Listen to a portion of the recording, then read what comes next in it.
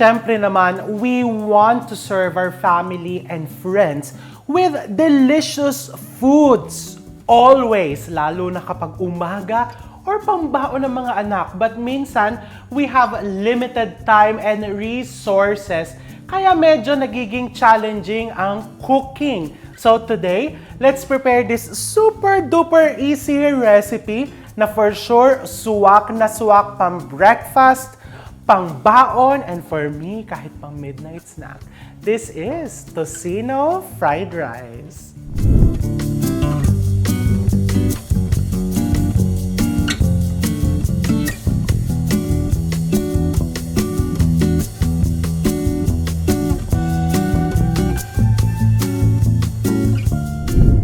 Kasi 'di ba, some of the moms mahilig sa tocino, pero syempre 'di ba, pagka nababasa mo may mga preservatives, may mga food color, parang ayaw pakainin yung mga anak ng gano'ng mga foods. So today, let's prepare it from scratch, pero super duper easy.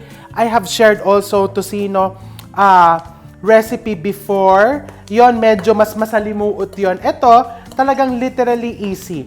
So meron ako ditong pork loin na ginugupit-gupit ko. You can also use chicken breast fillet. Pwedeng-pwede din ang chicken breast fillet. Wala na pong pagbababad to, o di ba? Hindi ka mabababad sa pagod dito sa recipe na to. So any meat of your choice, kung pescatarian ka, pescatarian ba pronunciation doon? Pescatarian, no? O ito mga tinatanong ko, anong pescatarian? Diba, tinanong ko pa yun. Diyos ko po, nakakahiya. Kung pescatarian ka, then you can use fish. Super dali. So, I have here my meat. Ito yung aking karne. Okay? What I'm going to do here, I'll just season this with a little bit of salt, soy sauce, tansya-tansya lang, and brown sugar. Ganyan lang kasimple. Talagang, yun lang. Pagsasama-samahin mo lang. And if you want some color, lagyan mo ng beets, sugar beets, that I'm going to grate. Pang color.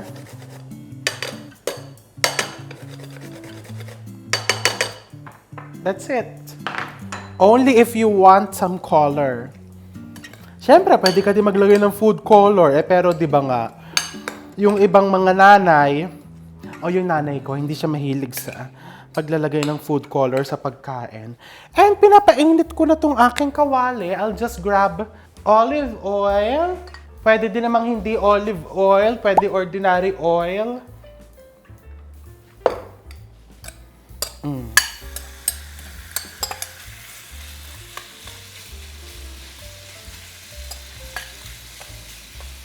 You just pan fry it there.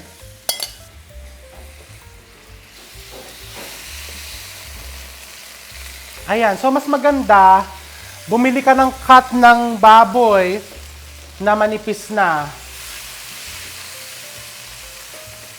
Ayan, papan fry mo lang. Para lang talagang tocino. And trust me, lasang tocino po yan, o kulay tocino din. Ganun lang, di ba? Kasi minsan, may karne tayo na fresh or frozen. Wala tayong tocino, pero nagke-crave tayo kasi gusto natin baguhin. O gusto mo naman tapa, tanggalin mo na yung sugar, pati yung beets. Soy sauce lang. O sabihin mo na sa anak mo, tapa fried rice. Lagyan mo din ng konting garlic. Di ba? Yan, mabilis lang yan maluluto. Pagpaluto na yan, eto namang egg. I'm going to season my eggs with some salt. A little bit of salt. We beat this. Aba, syempre, dapat may sinaing ka na, ha? Pwede din ng kanin lamig. No problem.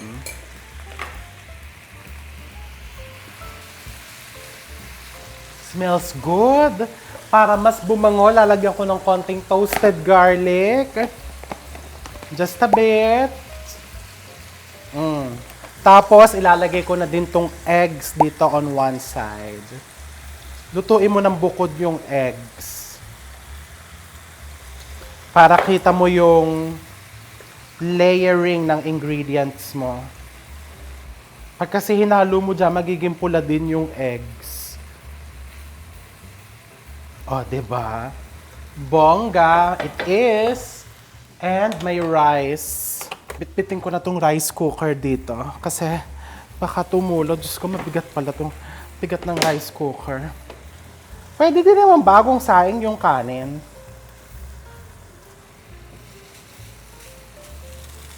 Diba? Eh kung malakas kayo sa kanin kung walang tira nung gabi, Diyos ko. Paka-stress ka pa ba? Or kung kapag gabi, hindi kayo nagkakanin, di ba? Social kayo pag gabi. Pag gabi lang. Bread pala, pag gabi.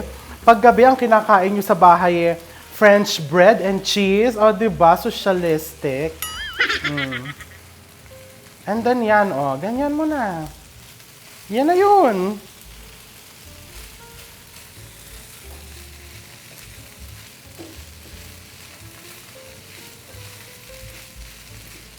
Siyempre, you need to season it with a little bit more of salt.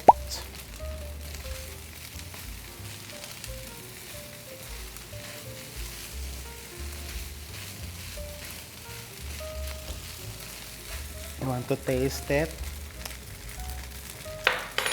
Oh my gosh. So good. Diba? And madali pang kainin. Okay, I'll turn off the flame. And then, you can garnish it with some spring onions. Para lang may kulay.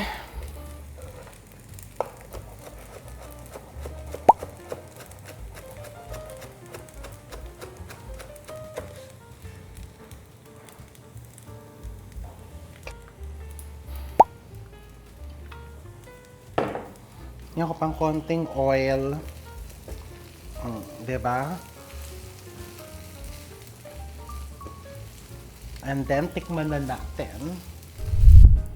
Okay, so titikman ko na, pero konti lang kasi Jetta galore. Konti ba to? O, diba? Napaka-convenient nitong pambaon.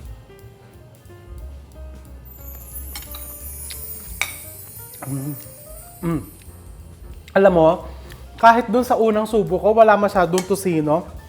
Lasang-lasa kung tosino. Alam mo yung pagka nagluto yung nanay mo ng tosino, tapos kung saan niya pinrito yung baboy, dun din siya magsasangag. Ito yon.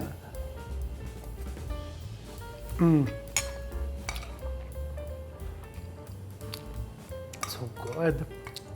Nako, huwag ka na maghintay. Ngayon pa lang, planuhin mo na yan at ipaalmusal, ipabaon mo sa mga anak mo bukas or ngayon pa lang lutuin mo na for yourself. I'm going to see you all soon.